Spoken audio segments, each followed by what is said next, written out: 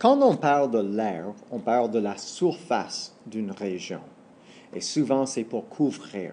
Vous pouvez imaginer un plancher que tu vas couvrir avec un tapis ou encore mieux, avec des tuiles, tiles, qui sont en forme de carré. Par exemple, dans l'exemple ici, nous avons une tuile de 1 mètre par 1 mètre. Alors, ça, c'est 1 mètre carré. Dans notre salle de classe, si on a les carrés de 1 mètre carré, on va couvrir la surface de notre plancher dans la salle de classe par les tuiles. Excuse-là. Tiens. Et voilà. Alors, je vais placer une, deuxième, 3, 4, 5 et 6.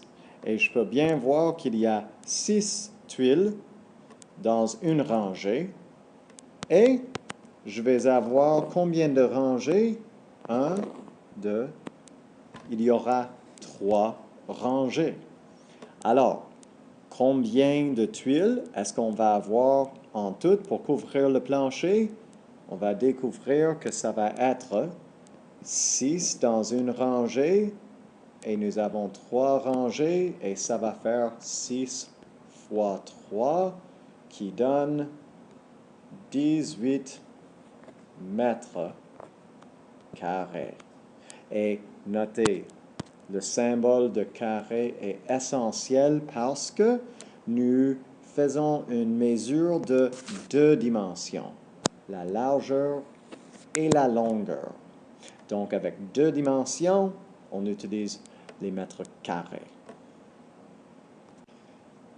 Alors, pour un rectangle, on utilise la formule normalement de que l'aire égale longueur fois largeur.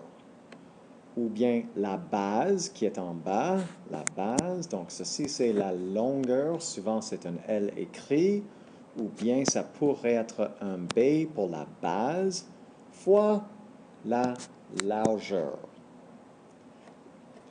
Donc, dans cet exemple, nous avons une aire qui est, on va remplacer longueur par 1, 2, 3, 4, 5. Oh, excusez.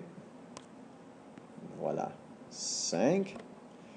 Et on a une largeur de 3. Et ça va donner 15 mètres carrés.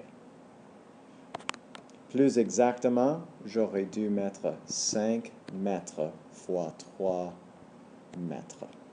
Mais on n'a pas toujours l'espace pour faire ça. Alors, si vous faites les chiffres ici, mais vous incluez les unités en bas, c'est beau. Maintenant, un petit exemple pour vous de calculer. Vous avez un rectangle de 4 cm par 9 cm. Alors,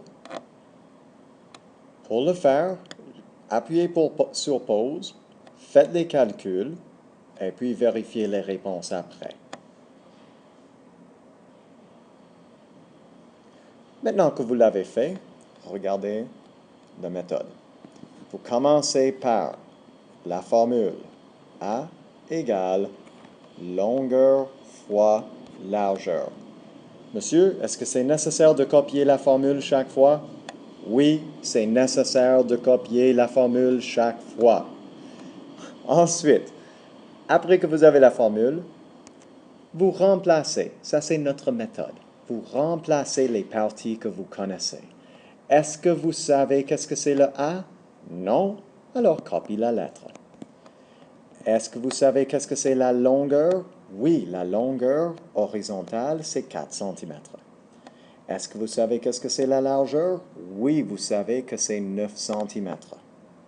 Et finalement, vous faites des calculs et 4 fois 9 égale 36.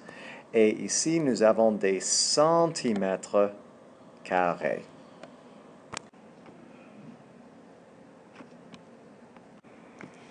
Bon, alors pour Un rectangle, nous savons que l'aire égale longueur fois largeur. Alors, dans cet exemple, on avait 5 fois 3 qui faisait 15 mètres carrés.